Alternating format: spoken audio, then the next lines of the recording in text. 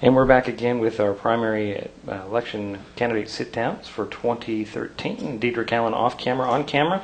Mike Creighton, he is a candidate for Mason County Fire District 3 Commissioner, position number 3. And Mike, go ahead and take a couple of minutes to tell everybody about you, your background, and why you're running, why you feel you're the best candidate. Thank you for this opportunity. As said, my name is Mike Creighton, and I am running for re-election for Mason County Fire District number 3. I was elected to a 2-year unexpired term 2 years ago, and I'm now running for a 6-year term. I'm asked frequently why am I running, and primarily because I was asked to by a large number of members of our community to run for re-election, and also because I'd like to continue the work I started 2 years ago, which was pressing for open public meetings, financial oversight, and putting together a strategic plan for the district's future. My background includes 35 years as a business owner, businessman. During the same period of time, I also served 20 years in elected public office.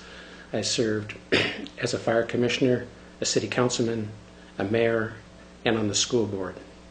While doing that, I also have 18 years of nonprofit board experience on a social services agency, a homeowners association, and a community festival. So I've had lots of public experience, and I would like to continue, and I was in a leadership position many of the years in those organizations, and I believe I've developed a certain set of skills that I believe would be good for our fire district and going into the future. In your opinion, what are the strengths, weaknesses, and limitations, if any, in the district's mutual aid agreements with the surrounding fire districts? Are those agreements fair to the citizens of Fire District 3? That's an interesting question.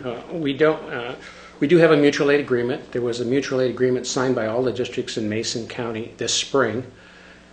And in that agreement, it basically says that everybody will come to each other's aid as necessary.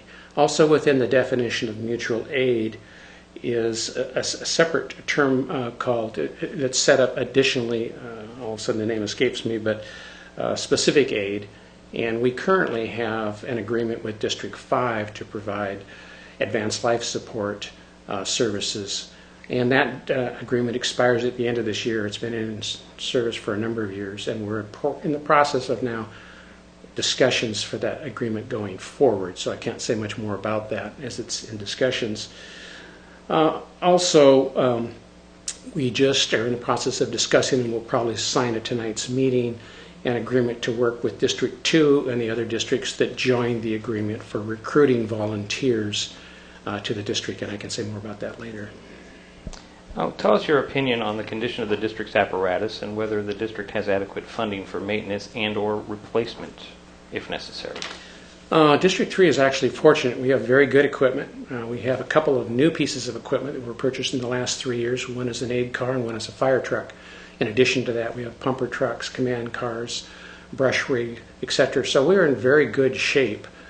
We just made our last payment on our new fire truck this spring, and that should free up some money to build up our reserve fund for future replacement, which is, we don't currently have a reserve fund with any money in it. We need to do that.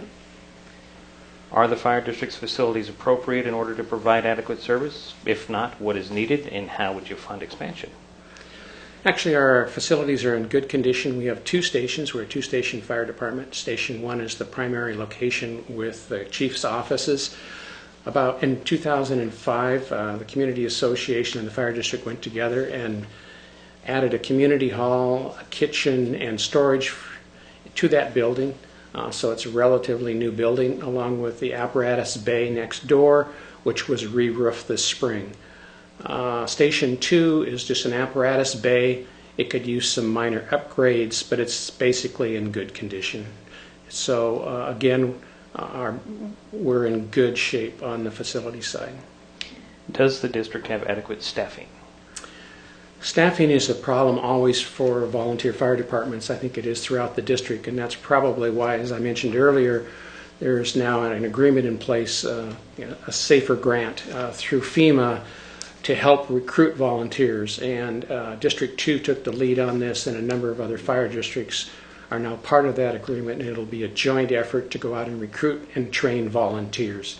So we definitely need more volunteers and more recruits that can be trained. How important is it to you to maintain the district's relationship with the Greatview Community Association? I don't think it's just the Greatview Community Association. It's very important to the fire department to maintain good relationships with its citizens in any organization within its boundaries. By design or by definition, we are a public fire district, and so it is the public we serve, and thus we need to have good relationships with all those organizations. If reelected, what will be your top priority? I think that, give me 1 second here while I check my notes so I'm still in sync here. I think continuing to build public trust will be important. It was something that was lacking a couple of years ago in the district, and I've worked hard at having open meetings and input from the public. Also, recruitment and training of volunteers is going to be extremely important to the future of our district. And lastly, as a 3-point, would be developing a strategic plan to identify the needs, how we're going to pay for them, and what the future of our district is. Okay, Mike, thank you for taking some time to talk with us today. That's all that I have for you. Thank Mike you very much. Creighton, he's a candidate for, he's running for re-election in Mason County Fire District 3 for Commissioner position number 3. Thank you, sir.